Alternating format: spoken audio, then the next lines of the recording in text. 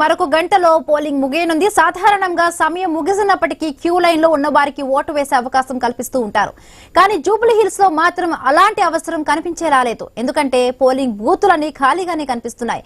ఇప్పటి వరకు సగం ఓటింగ్ కూడా నమోదు కాలేదు. ఇక ఆఖరి గంటలోనైనా ఓటింగ్ శాతం పెరుగుతుందా అనేది చూడాలి.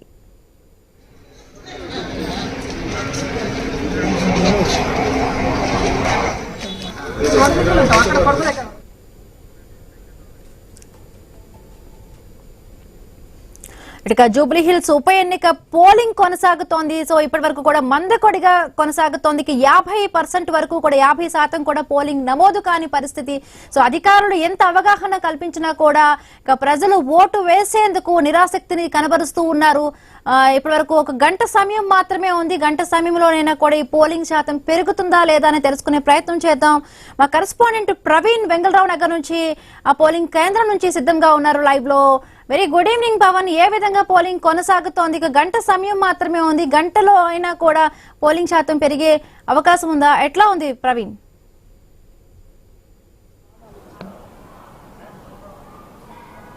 ఎస్, అయితే ఖచ్చితంగా మొత్తం టోటల్గా చూసుకుంటే కదా ఉదయం నుండి 7 గంటల నుండి ప్రారంభమైనటువంటి ఆ యొక్క పోలింగ్ ప్రక్రియ 9 గంటల వరకు 10 గంటల వరకు సక్రమంగా సాగిన తర్వాత 11 గంటల నుండి మొత్తం కూడా మందకొడిగా సాగింది. లంచ్ తర్వాత కూడా మందకొడిగా సాగింది. 3 గంటల నుండి ఆ పోలింగ్కు మొత్తం కూడా అయితే పోలింగ్ కేంద్రాలకు రావడం, జనాలు రావడం, ఓటర్లు రావడం స్టార్ట్ అయింది. ఇప్పటికీ కూడా ఆ చివరి నిమిషం వరకు కూడా ఓటర్లు అయితే ఇటు బోరబండ కానీ, రైబంతంగా కానీ, యూసుఫ్గూడ కానీ ఈ ప్రాంతాలలో ఇంకా కొన్ని ప్రాంతాలలో అయితే ఓటర్లు ఉన్నారు. కానీ ఆ కొన్ని ప్రాంతాలలో మాత్రం ఇప్పటి వరకు కూడా అయితే మధ్యాహ్నం నుండి కూడా ఓటర్లు ఆ మందకొడిగా ఉందనే తెలుస్తుంది. ఇప్పటికే అయితే మొత్తం కూడా 5 గంటల వరకు సుమారుగా అయితే 45.46% నమోదయ్యింది.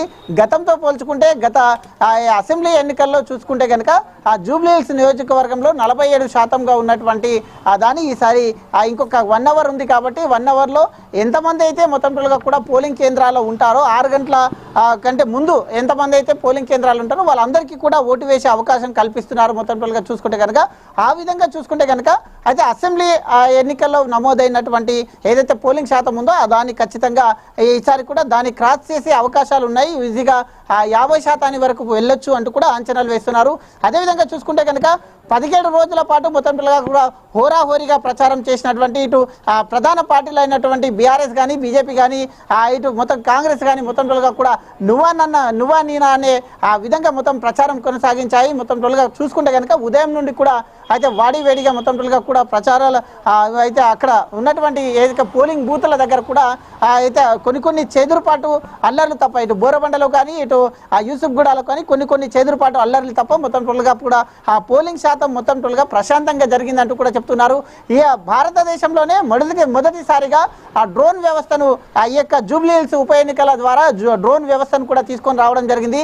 ఆ ఒక్క డ్రోన్ వ్యవస్థ మొత్తం కూడా 60 మంది పోలీసులతో సమానంగా అయితే ఏదైతే ఈ యొక్క సెంటర్ ఉంటుందో ఆ సెంటర్ చుట్టుపక్కల మొత్తం కూడా 250 మీటర్ల దూరం వరకు కవర్ చేయగల సామర్థ్యం ఉన్నటువంటి డ్రోన్ కెమెరాలను నూతనంగా ఈ యొక్క జూబ్లీ హిల్స్ ఉప ఎన్నికలో ప్రవేశపెట్టడం జరిగింది. అదేవిధంగా మొత్తం టోటల్గా చూసుకుంటే కనుక అయితే ఉప ఎన్నికలో భారీ ఎత్తున ఇటు బోరబండ కానీ, ఇటు రైమత్ నగర్ కానీ, ఇటు అయితే యూసుఫ్గూడ, ఈ దాంట్లో షేక్పేట్, ఈ 4 దాంట్లో మొత్తం కూడా ఆ మైనార్టీ ఓటర్లు ఎక్కువగా ఉంటారు.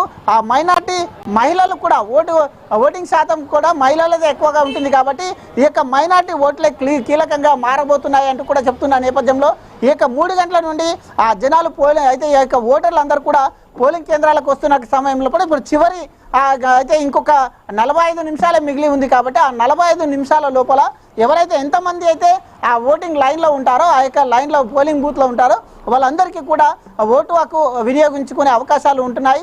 అయితే హైదరాబాద్లో కూడా ఎప్పటిలాగే యువత మొత్తం కూడా హైదరాబాద్లో ఏ ఎన్నిక ఉన్నా కానీ ఆ యువత యొక్క ఆ ఎన్నికల పైన ఇంట్రెస్ట్ చూపకపోవడం మొత్తం కూడా ఈ యొక్క ఓటింగ్ పర్సెంటేజ్ పడిపోవడానికి కారణం అంటూ కూడా చెప్తూ ఉన్నారు.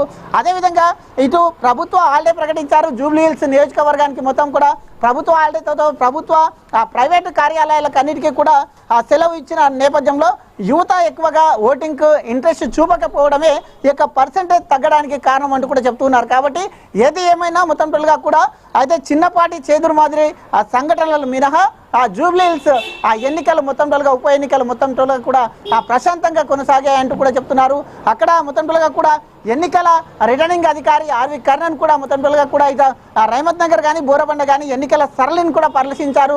ఎన్నికల తీరుని ఎన్నికలు జరుగుతున్నటువంటి తీరుని కూడా పరిశీలించారు. మొత్తం టోలుగా కూడా ఓటింగ్ పర్సెంటేజ్ను కూడా పరిశీలించడం జరిగింది.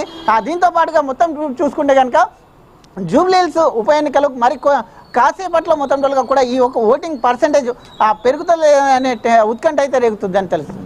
Right, thank you Praveen, thanks for the update.